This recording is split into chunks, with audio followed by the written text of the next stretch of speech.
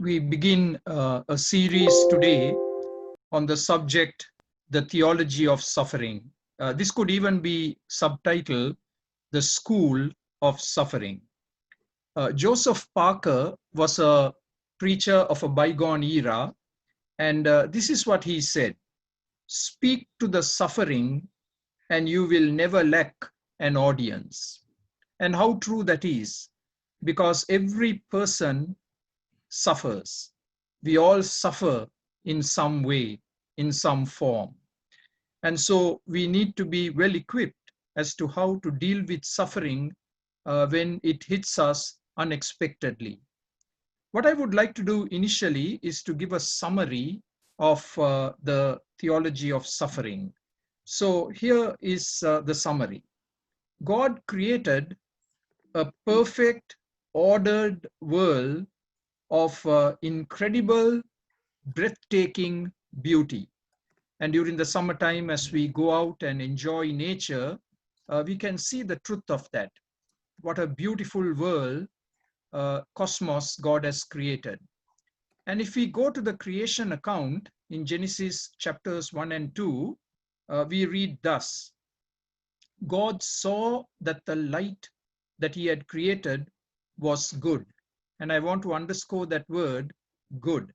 Maybe if it can be underlined, it will be excellent. And then 5 times in Genesis chapter 1, we are told that whatever God created, he took a step back, looked at it, and he saw that it was good. And then after he had created man, God again took a step back. God saw all that he had made, including the first human being, and it was very good. So if very good can be underlined. And so God created a good world, a perfect world, a perfect man. And the Bible also says that God created man in his own image.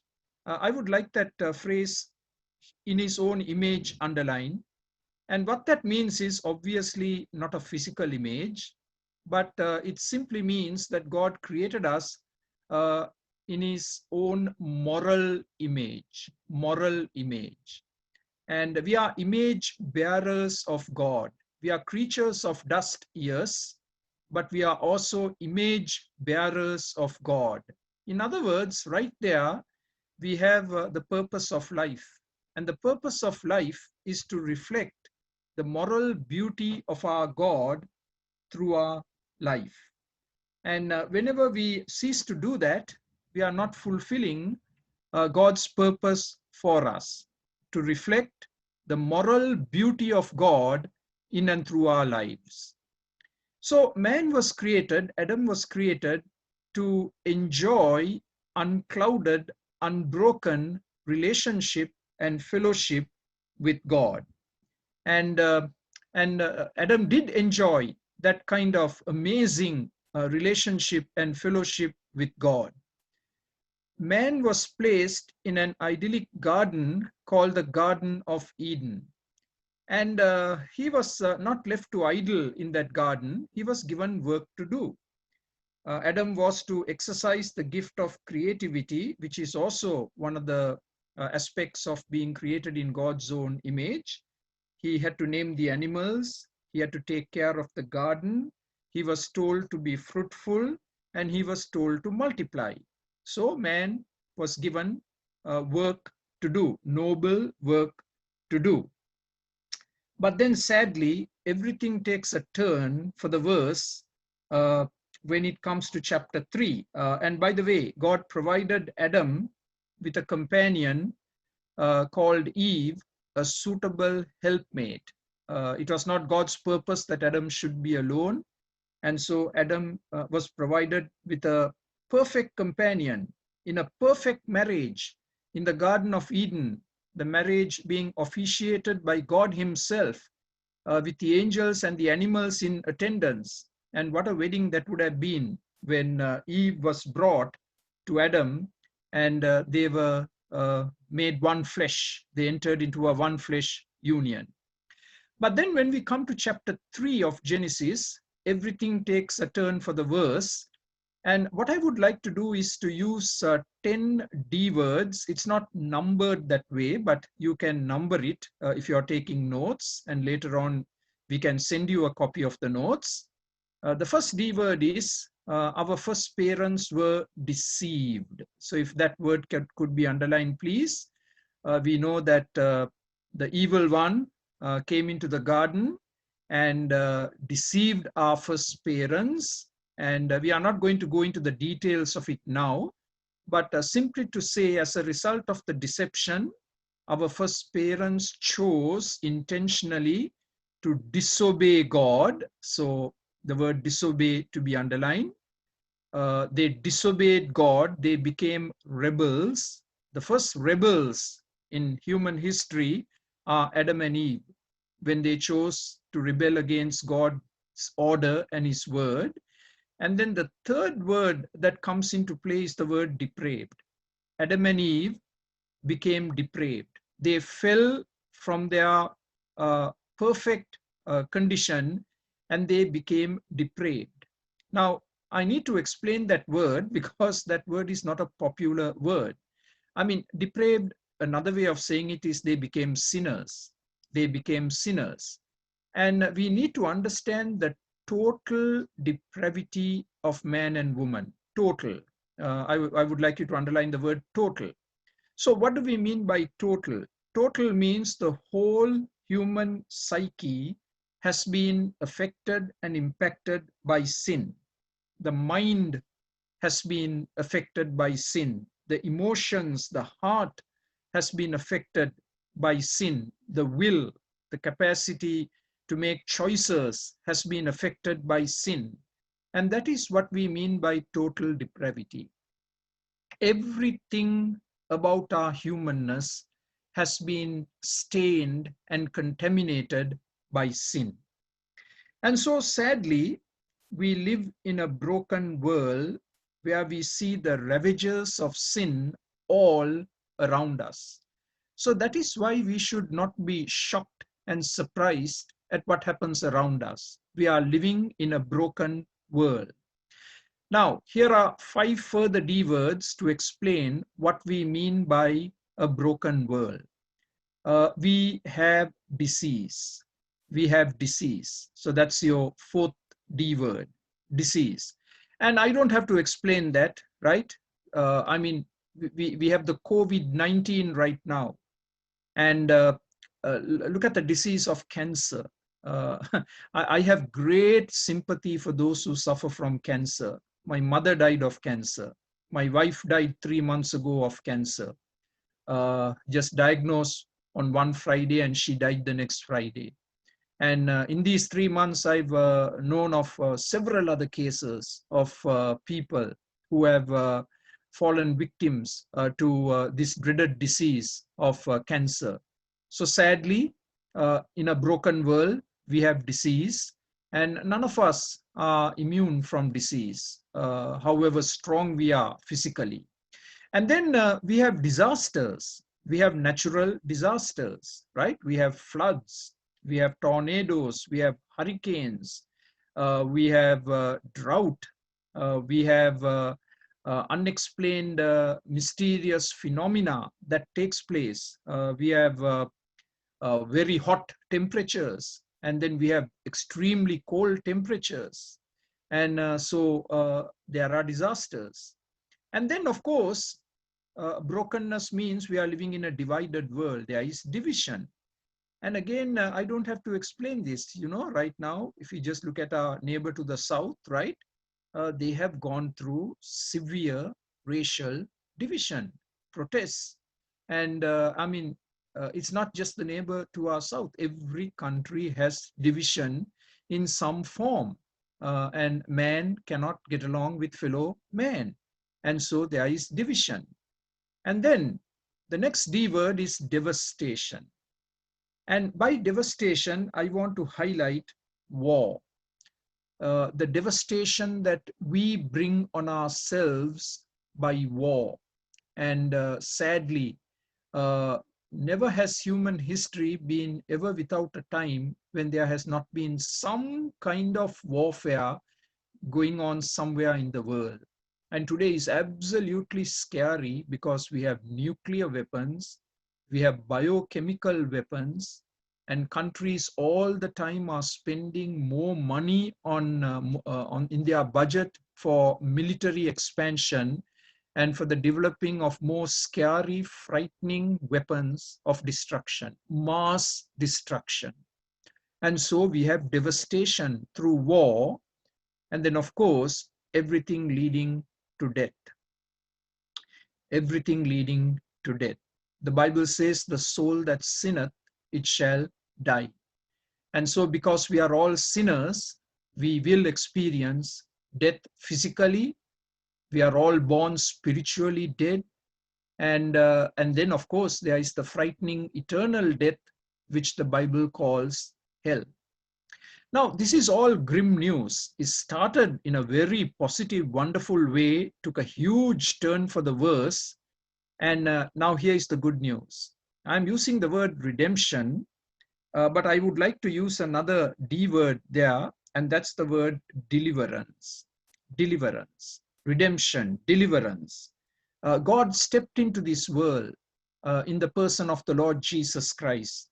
And the Lord Jesus lived among us for 33 years. He lived a sinless, perfect life. And then the Lord Jesus died for us on a cross. He died as our Savior, sacrifice, substitute. He rose again the third day, and he authenticated what he did on the cross by his resurrection.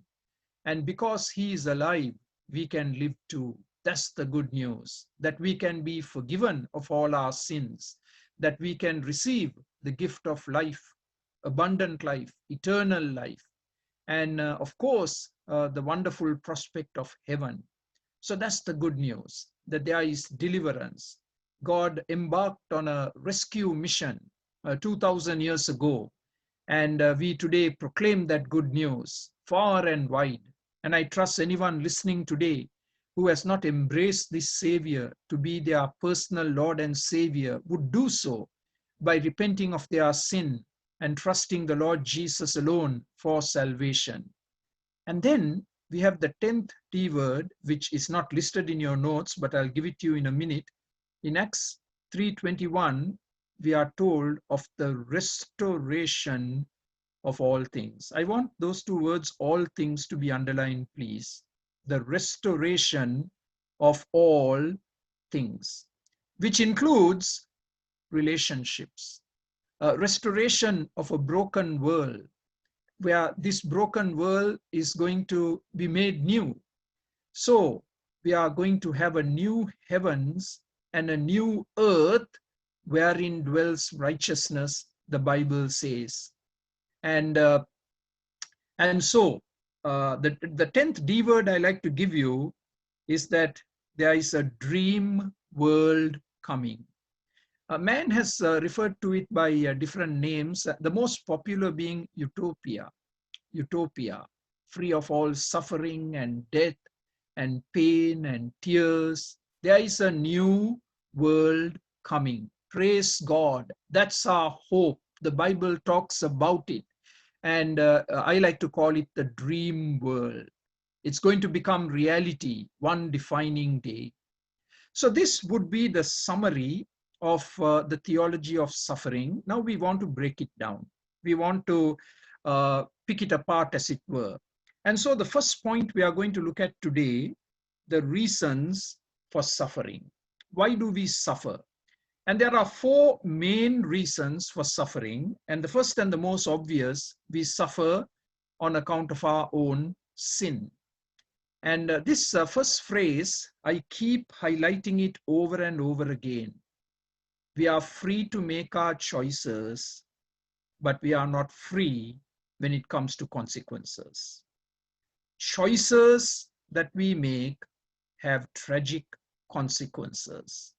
So my own sin brings about incredible suffering. And here are a few examples of it. Miriam was struck with leprosy for speaking out against the leadership of her brother Moses. And for 7 days, the whole Israelite camp had to be quarantined. This word quarantine is not a new word. You find it all over in the Bible. King Asa, who actually was a pretty good king, towards the end of his life was struck by God with a serious foot disease because of some evil actions that he engaged in. His choices that brought about suffering in his life and sadly suffering in the life of his nation. King Uzziah, again a good king, towards the end of his life, often we fail and falter at the finishing line. How scary that is. I have to remind myself of that over and over again as I can see the finishing line in front of me where my life is concerned. King Uzziah was struck with leprosy for burning incense on the altar of incense, which was actually the task of the priests. The king couldn't do it. And 80 very bold priests stood up and confronted King Uzziah. And the Bible says he got very angry, and on his forehead there instantly appeared leprosy. And he was quarantined till the day of his death.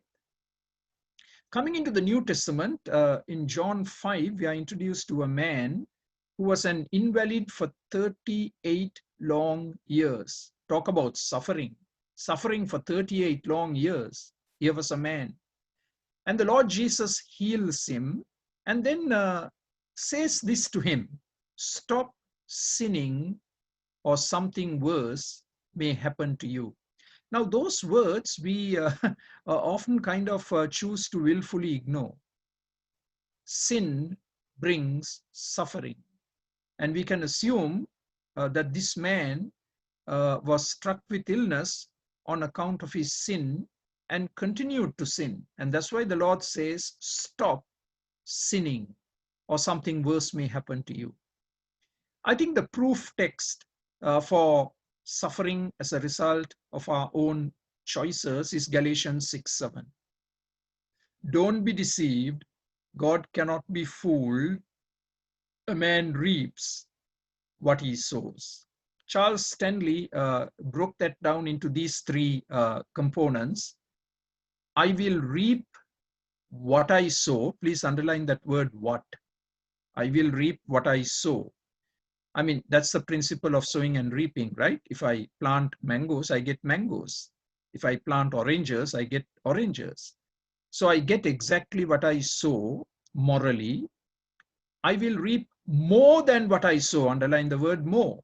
You plant one seed and you will get perhaps hundreds, if not thousands, of fruit from that one seed. I reap more than what I sow. Now here is the catch. The third word we are going to underline.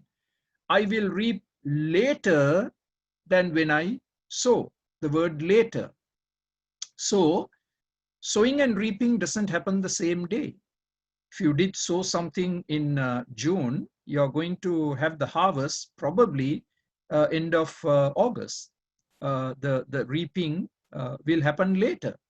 So that's why some people kind of, kind of mock God by saying, I'm committing all these sins. Nothing is happening to me. Look, I'm very healthy. I'm doing okay. But God says, because He's merciful, the reaping will happen later. Now, here's another very scary truth. 1 Corinthians 11, we are introduced to the Lord's table, and we are told that partaking in an unworthy manner at the Lord's table can result in weakness, sickness, or even death. So that's why we have to make sure that we examine ourselves and partake at the Lord's table in a worthy manner. So the first reason for suffering is my own sin. Secondly, the reason for suffering is the sins of others. The sins of others can bring about suffering on the innocent. Here are two examples among many other examples. King David took a census of the fighting men in Israel, much against the advice of others, including his chief of staff, Joab. Joab on this one occasion was dead right. And he told the king, don't do it. Why? because taking a number of your fighting men basically was the sin of pride. And basically he was comparing himself with other nations. And King David was saying, look, I've got a powerful army and I can handle any enemy. And what happened as a result? You don't depend on God. You don't trust God to see you through, to help you in your battles. And as a result of this one foolish decision, what happened? 70,000 innocent people die in a plague. 70,000 die. And you can read about it in the passage that is listed for you. Then, of course, again, David sadly engaged in the sin of adultery, and he kind of got away with it for about 9 months. But then a baby was born, and the whole truth was now out in the open. And that innocent baby was died due to a sickness on account of David's sin. So innocent people die or fall sick because of our bad, foolish choices.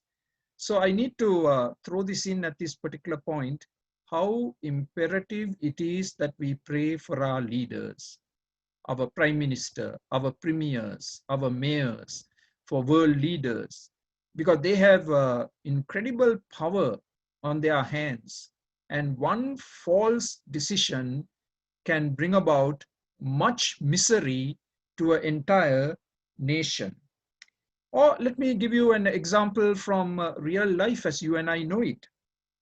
A drunk driver can cause the deaths of innocent people. And how often we read in the news of a drunk driver killing innocent people or severely injuring innocent people. That's an example of the sin of one person causing suffering for others. And then, of course, if you look at a family, I know this to be true because I counsel families. The husband becomes an alcoholic, or he becomes addicted to something, sadly. And because of that, the whole family is plunged into crisis and suffering. It could be the husband, or it could be any member of the family who, because of some bad habit, evil habit, can cause untold suffering on the entire family. I know back in my Sri Lankan days, I used to work in a certain area where on the day of the pay, the men would go on a drinking spree and they would bust up all the money on drinks. And the poor wives would come running to us and say, we have no money. We can't take care of our children. All the money has been busted by our man in a drinking spree. And very sad, how do you deal with situations like that? So the sins of others bring about suffering. Now, thirdly, Satan brings about suffering. Satan. So Job, in chapter 1, we are told that Job was an upright man, a godly man, blameless man, and Satan is given permission by God to strike everything that Job has. I want that word strike to be underlined because that's the word used in the Bible. Satan was given permission to strike Job. And initially, he was allowed to strike Job's possessions and his family. So in one sad 24-hour period, Job becomes bankrupt. He was a very wealthy man. He becomes bankrupt. And worse to follow, he loses his 10 precious children in freak accidents. Imagine a dad standing in front of 10 freshly dug graves. I had to deal with a freshly dug grave 3 months ago, and how painful it was then and continues to be painful today. Yesterday was our wedding anniversary. We went to the graveside and it was very painful. It was not easy. And imagine standing in front of 10 graves and that happens to be all your children. Now, when Job passed the test, again, Satan is given permission by God to strike. And again, please underline the word strike. And this time, it is Job's physical body, his flesh and bones. And we are told that Satan afflicted Job with painful sores from the soles of his feet to the top of his head. Now, I don't know whether you can put yourself in the shoes of Job. And painful sores from Satan, and Job had to quarantine himself. He had to go to the garbage dump of the city, sit among the ashes, and he took a piece of pottery and he began to scrape himself to give him some relief from these painful sores. And we'll look at Job further on later, but just now to say that Satan brought much misery to Job. Now, as we shift gears and come to the New Testament, we are introduced to a woman who for 18 years had been a cripple. She was literally bent in two, couldn't look up. And the Lord Jesus heals her. And when he is questioned, this was our Bible reading this morning, when he was questioned about his actions, this is how the Lord Jesus responded. Should not this woman, a daughter of Abraham, be set free from her affliction, who has been bound by Satan for 18 long years? Satan had kept her bound for 18 long years. In Matthew 9, we are told about a demon-possessed man who could not talk. Demon-possessed man who was mute, who couldn't talk. I like that last part to be underlined, because this is the solution to all our problems. He was brought to Jesus. That's your carry home message for today. Whatever you're struggling with, whatever your problems, your anxieties, bring it to the feet of the Lord Jesus. Keep coming to the Lord Jesus. Keep leaving it at the feet of the Lord Jesus. Let him deal with it. Let him deal with it. Let him come through for you. And the next one, again, I love how it begins. They brought to him. So please underline brought to him. They brought to him, that's the Lord Jesus, a demon-possessed man who was blind and mute. He was not only mute, he was blind. A double hit from the powers of darkness. And he was brought to the Lord Jesus, and he was wonderfully healed. So we look at another example, and this is a mother, a distraught mother, and she happens to be a Canaanite. She didn't belong to the Jewish race. And she comes to the Lord Jesus with a plea, a desperate plea. My daughter is suffering terribly from demon possession. Suffering terribly. We don't know the age of the girl, but this is what the powers of darkness did to her. Tormented her with mental and physical suffering. And then we are introduced to a distraught dad. We just looked at a mother, now a distraught dad who brings his son to the Lord Jesus, and with these words, my son has seizures and is suffering greatly. Seizures, suffering greatly. He often falls into the fire or into the water. In other words, he is suicidal. He is suicidal. And then we are told that the Lord Jesus rebuked the demon. He rebuked the demon, and the demon came out of the boy, and he was healed instantly. So these seizures and these suicidal tendencies were brought about by the powers of darkness. Now, I have to say at this moment, we have to be very careful on this issue. Not everyone who has seizures has demon possession. Okay, I need to say that right now, and they can come for different reasons. But in this particular case, it was because of demon possession. We are then introduced to two demon-possessed men who lived in the tombs, and they met him. They met the Lord Jesus. And it says they were so violent. The suffering that comes because of demon possession, these men were violent. No one could handle them.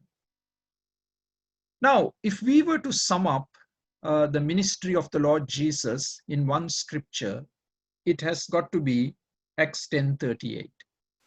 God anointed Jesus of Nazareth with the Holy Spirit and with power, and that is what we all should desire, to be anointed with the Holy Spirit and with power. Why? Because he went about doing good. So all of us are called to go through life doing good. And expressly, what kind of good did the Lord Jesus do? Healing all who were oppressed by the devil, for God was with him.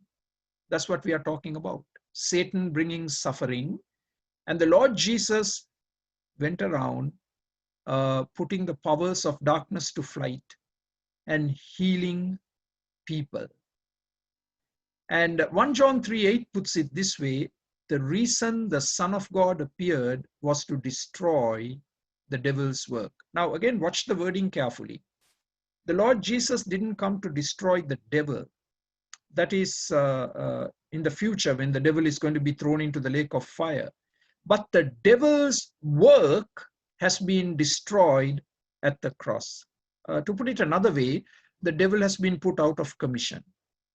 He's a wounded animal, right? And he knows it, and he's on a leash, and he can only do so much because the Lord has defeated the devil on the cross. And we can rejoice in that, and we can claim it day by day for our personal life. So again, as I close point 3, I want to say exercise caution and discernment when it comes to demonic powers. Don't be quick to jump the gun and say, oh, this person has got demonic activity going on in their life. We have to exercise caution and discernment in making that call. And we shouldn't do it by ourselves. There should be a group of godly men and women coming together and exercising the God-given discernment before we take any action. Now, number 4, as we wrap up for today, the fourth reason why there is suffering, the reality of suffering, and that is because of the sovereign God. Now, this would be the toughest of the 4, but it's in the Bible. The sovereign God brings suffering. Now, before you are quick to switch me out, listen to the word of God. Here is God speaking. Does disaster come to a city unless the Lord has done it? The word disaster there is calamity. The word calamity. That's Amos 3:6. Now, Isaiah 45:7 puts it this way. God speaking, I form light, and all of us rejoice in that. But I also create darkness. I make well-being, and I also create calamity. I am the Lord who does all these things. So God creates light, brings about wholeness, well-being, but also God creates darkness and brings about calamity. That is the sovereign right of God. He is the sovereign God. Now here comes the most astonishing truths for today. And it was read to us in Isaiah 53. Now hold on to your seat. This is going to blow you out of the water. Surely he, that's the Lord Jesus, has borne our griefs and carried our sorrows. Isn't that beautiful? The Lord Jesus has taken our griefs and sorrows upon himself. He's called the man of sorrows. Yet we esteemed him stricken and smitten by God. Please underline stricken and smitten by God. Okay, now let's recap that. God the Father strikes and smites God the Son, and he was afflicted. Where? On the cross. That is the sovereignty of God. Okay, astonishing truth. God the Father strikes and smites his own beloved Son on account of all our sins. And Isaiah 53:10 puts it this way: it was the will of the Lord. You know, we talk a lot about the will of God. How about this one? The will of God the Father to crush him. Underline the word crush. All of us will go, but let's always remember that before any crushing comes on you, God has already set the example. God the Father crushed his Son. The picture that comes into my mind is grapes being crushed in a wine press. You know, in a wine press, all the grapes are put, and it's literally crushed by foot. I have seen pictures of it even now in European countries, where they bring all the grapes into a large well, as it were, and 2 or 3 people would jump into that well and just keep jumping on those grapes, crushing it. And what comes as a result of the crushing? The juice. And that's the juice that is collected and made into wine. The Lord Jesus was crushed in the same way that grapes are crushed and the wine comes out. And God the Father put God the Son to grief. So before we are very quick to accuse God of anything, let's hold those truths in tension. God the Father smote his Son. God the Father crushed his Son. So God allows crushing, smiting experiences into our life. Yes, that's true. But he himself is our supreme example. Now, before I wrap up today, I need to give you a working definition of the sovereignty of God. I'll tell you why in a moment. The sovereignty of God. Now, I have gone through a lot of definitions, but the one that I have quoted for you, I think, is the simplest and the easiest to understand. I want to encourage you to memorize this definition. I want to encourage you to write this somewhere in your Bible and hold it in your mind's eye all the time, because you've got to come back to this truth repetitiously. So let me read it in your hearing. The right to do what God chooses to do, whenever he chooses to do it, in any way he chooses to do it, for any purpose he wants to accomplish, and to use any person he chooses. I want to repeat it one more time because it's a loaded definition. You have to process it. You have to take time this week and think it through. The right to do what he chooses to do, whenever he chooses to do it, in any way he chooses to do it, for any purpose he wants to accomplish, and to use any person he chooses. You can do a whole sermon just on that definition. Now, why is this truth so vital? I want to quote Charles Haddon Spurgeon. Spurgeon said, "The sovereignty of God is the soft pillow on which you go to sleep at night and rest." I love that. I love that. The sovereignty of God is the soft pillow on which you lay your head to sleep at night and to get rest in the midst of all your troubles, the turbulence of your life. You know, and I can say that from personal experience, these last 3 months, the nighttime has been the toughest. You know, all the memories flood back. You're in the same room that you shared with your beloved wife, and all kinds of images come in front of your mind's eye. And as you keep your head on that pillow, you wonder whether you'll ever fall asleep because you are just caught up with the grief and with the person that you have lost. And then I remember the sovereignty of God. And all of a sudden, that pillow that seems so uninviting becomes a soft pillow on which, as I lay my head and go to sleep, sleep does come. I am refreshed. I am renewed. The sovereignty of God is one of the greatest comforting truths when you and I are called to go through a time of suffering. So for today, we have looked at these 4 sources of suffering: my own sin, the sins of others, and Satan, the powers of darkness, and the sovereignty of God. Now, God willing, next Sunday, we are going to look at some of the purposes of suffering, and that will greatly educate us, instruct us.